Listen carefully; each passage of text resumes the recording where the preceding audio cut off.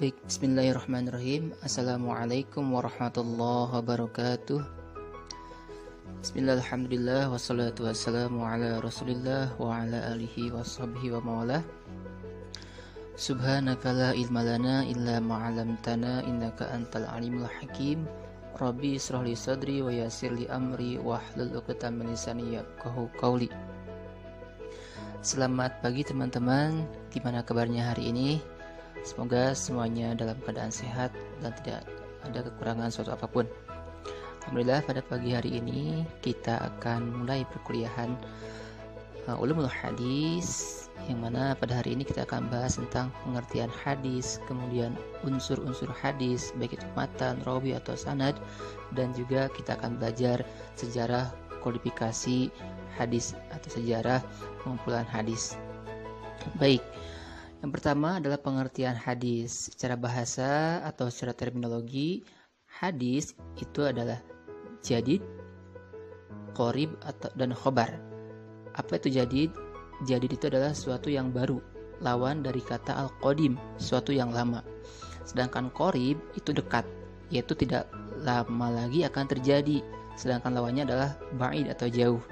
Sedangkan khobar atau berita yaitu sesuatu yang diberitakan, diperbincangkan, dan dipindahkan dari seorang pada orang lain. Itu pengertian hadis menurut bahasa, menurut terminologi atau etimologi ya. Sedangkan menurut ahli hadis atau menurut istilah, hadis adalah aqwalun Nabi sallallahu alaihi wasallam wa af'aluhu wa ahwaluhu wa qala akhar kullu ma uthira an Nabi sallallahu alaihi wasallam min qaulin aw fi'lin aw iqrarin. Jadi hadis menurut istilah adalah seluruh perkataan, perbuatan, dan hal ihwal tentang Nabi Muhammad sallallahu alaihi wasallam. Sedangkan menurut yang lainnya adalah segala sesuatu yang bersumber dari Nabi, baik yang berupa perkataan, perbuatan maupun ketetapannya. Adapun menurut ulama usul itu ulama usul fikih ya, ulama syara.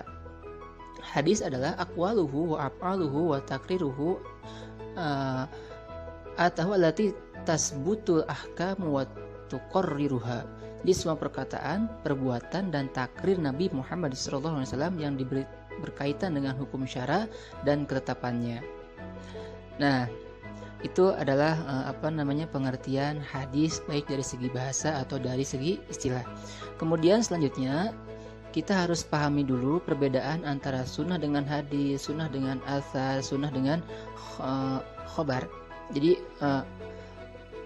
sinonim kata hadis itu ada sunnah, ada khobar, ada athar. Tapi walaupun ada persamaannya, juga ada titik perbedaannya. Baik, kita bahas dulu perbedaan sunnah dengan hadis.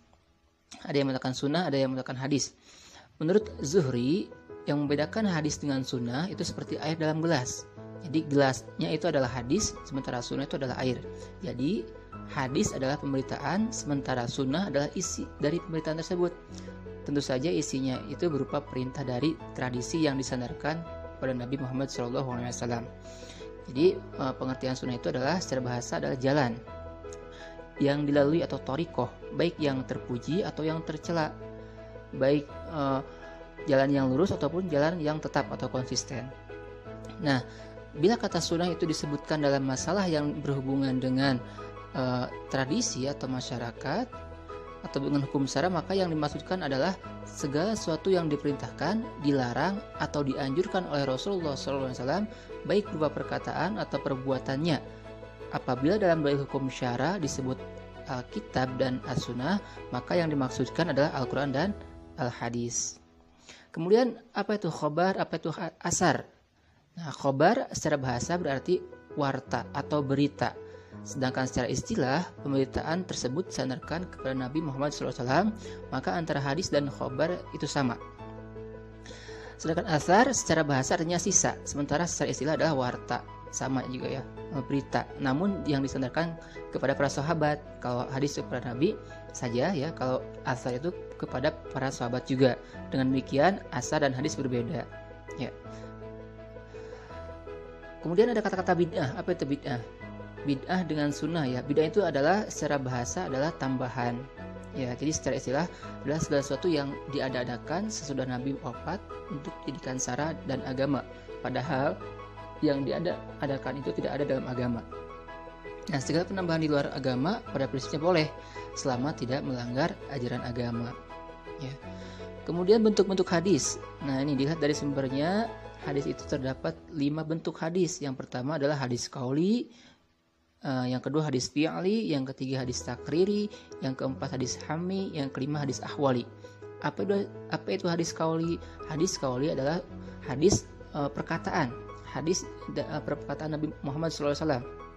Seperti qala Nabi sallallahu alaihi wasallam, innamal a'malu binniyat wa innamal likulli imri'in ma nawa. Itu hadis qauli. Jadi hadis yang bersumber dari perkataan Nabi Muhammad SAW. Kemudian ada hadis fi'li. Nah, hadis fi'li itu bersumber dari perbuatan. Jadi perbuatan Nabi itu termasuk hadis. Misalkan shollu kama ra'aitumuni usolli, salatlah kalian seperti salatku. Itu fi'li. Kemudian ada hadis takriri, itu bersumber dari ketetapan Nabi. Misalkan hadis tentang diamnya Nabi ketika orang-orang Baduy menjamu Nabi dengan daging biawak. Nabi tidak melarang, Nabi tidak membolehkan, tapi kata Nabi, daging biawak ini tidak biasa dimakan di tempatku, kata Nabi. Itu diamnya Nabi juga sebagai hadis. Kemudian hadis hammi, itu hadis yang bersumber dari hasrat, keinginan Nabi. Misalkan Nabi udah berniat ingin puasa Asyura misalkan ya, tapi kemudian Nabi keburu meninggal, tidak sempat, tapi itu sudah masuk hadis. Yang terakhir adalah hadis ahwali, hadis yang bersumber dari ihwal atau tampilan.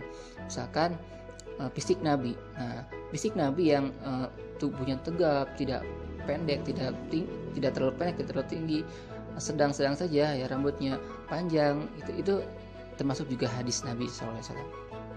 Nah, itu tentang pengertian Nabi. Baik, bismillahirrahmanirrahim. Assalamualaikum warahmatullahi wabarakatuh. Bismillah, alhamdulillah, wassalatu wassalamu ala rasulillah wa ala alihi wa sahbihi wa mawalah. Subhanaka la ilma lana illa ma'alamtana innaka antal alimul hakim.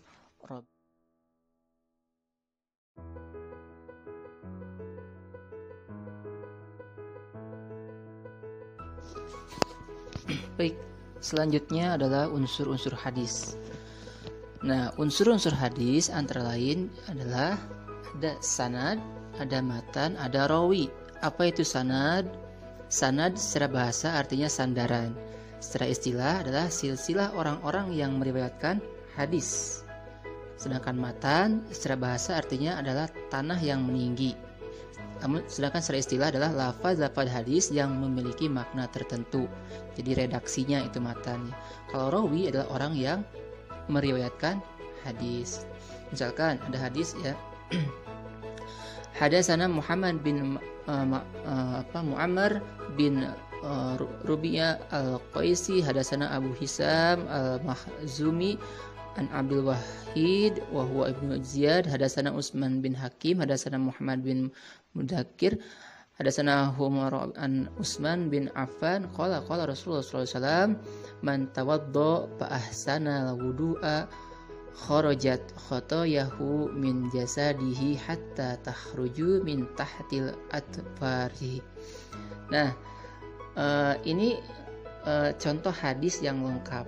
Jadi ada sanadnya itu seperti hadasana, kemudian hadasana dari siapa itu sanad ya. Kemudian ada juga matannya apa? Itu yang man tawaddo'a fa ahsana, barang siapa yang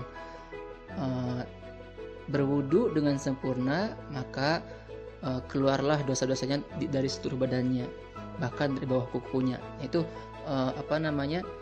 matan. Sedangkan rawi itu nama-nama yang meriwayatkan, misalkan dari Muhammad bin Muammar, dari Abu Hisam, kemudian dari Utsman bin Affan dan sampai Nabi itu ya, namanya rawi ya. Kemudian sejarah periode pengumpulan hadis. Nah, ini terbagi ke dalam beberapa periode.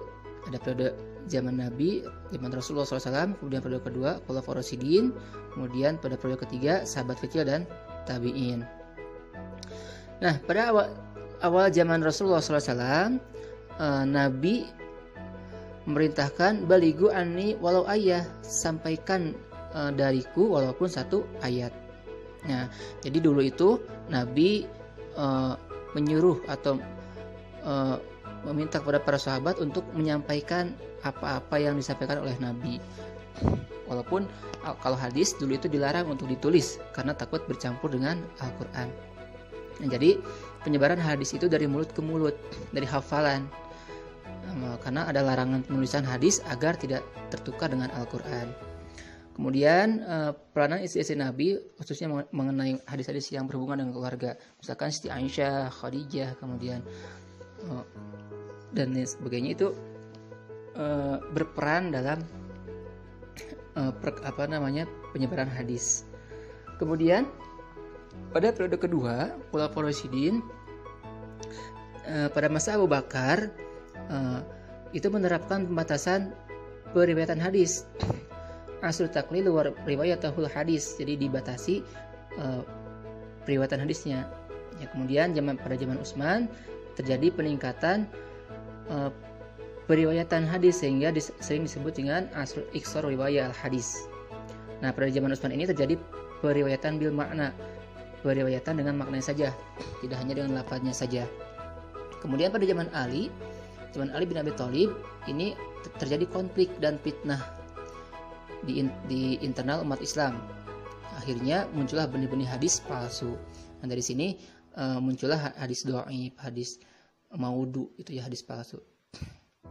Kemudian pada periode ketiga, pada periode sahabat kecil dan tabi'in, di sini masih terjadi Baik, selanjutnya adalah ruang lingkup pembahasan ulumul hadis. Nah, tadi kan pengertian ulumul hadis itu kan ilmu pengetahuan yang membahas tentang hal yang berkaitan dengan hadis, intinya itu ya. Nah, apa yang kita bahas dalam ulumul hadis? Nah, ulumul hadis ini terbagi ke dalam dua pembahasan, ada ilmu riwayah, ada ilmu diroyah. Apa itu ilmu riwayah? Ilmu riwayah ialah ilmu pengetahuan yang membahas bagaimana mengetahui cara-cara penukilan, pemeliharaan, dan pembukuan apa-apa yang disandarkan kepada Nabi Muhammad SAW, baik berupa perkataan, perbuatan, ataupun takrir dan sebagainya. Objeknya adalah bagaimana cara menerima, menyampaikan pada orang lain, dan memindahkan atau membukukan dalam suatu kitab hadis. Nah, faedahnya adalah untuk menghindari adanya kemungkinan salah kutip atau salah tulis terhadap apa yang disandarkan kepada Nabi Muhammad SAW. Sedangkan ilmu hadis diroyah atau mustalahul hadis adalah artinya undang-undang atau kaidah-kaidah untuk mengetahui hal ihwal sanad, matan, cara-cara menerima dan menyampaikan hadis maupun sifat-sifat rawi dan sebagainya. Objeknya adalah meneliti kelakuan para rawi dan keadaan marwinya atau sanad dan matannya. Faedahnya adalah untuk menetapkan makbul atau matrudnya, atau menetapkan diterima atau ditolaknya hadis tersebut, dan selanjutnya diamalkan yang makbulnya dan yang ditinggalkan yang matrud atau yang ditolaknya. Nah, ini banyak sekali cabang-cabang ilmu hadis. Ada berapa? Di sini ada 10 ya yang akan saya jelaskan. Ada ilmu rijalul hadis, ilmu tentang yang orang-orang yang meriwayatkan hadis. Rijal itu kan orang ya. Kemudian ilmu jarh wa ta'dil, ilmu yang untuk mengetahui cacat dan adilnya seorang rawi. Kemudian ilmu fanil mabhamat, tentang kemubhaman. Ilmu ilal hadis, penyakit hadis, itu ada cacatnya, ada penyakitnya. Kemudian ilmu gharibul hadis, yang gharib, yang asing. Ilmu nasi wal mansuh, ilmu talfiqil hadis, ilmu tasrif wa tahrif, ilmu asbabil wurud, dan mustalah al hadis. Nah, baik, kita bahas satu persatu ya, secara singkat saja. Ilmu rijalul hadis yang pertama, apa itu? Itu ilmu yang membahas para perawi hadis, baik sahabat, tabi'in maupun angkatan sesudahnya. Sedangkan ilmu jarh wa ta'dil itu ilmu yang membahas tentang sifat seorang rawi yang dapat mencatatkan keadilan dan kehafalannya.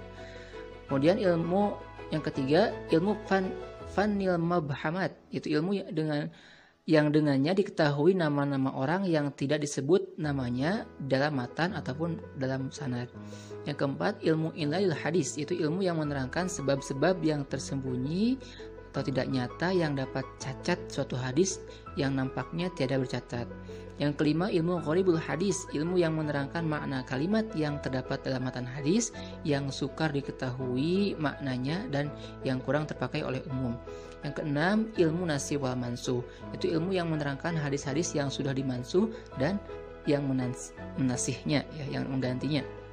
Yang ketujuh, ilmu talfiqil hadis, itu ilmu yang membahas tentang cara mengumpulkan atau mengkompromikan antara hadis-hadis yang secara lahir bertentangan, kontradiksi, ya.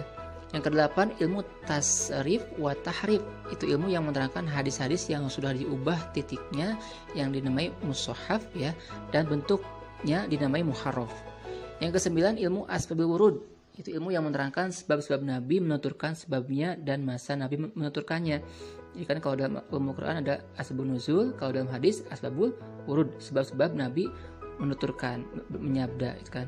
Yang ke-10, mutsalahul alil hadis, itu ilmu yang menerangkan pengertian-pengertian atau istilah-istilah yang dipakai oleh ahli-ahli hadis.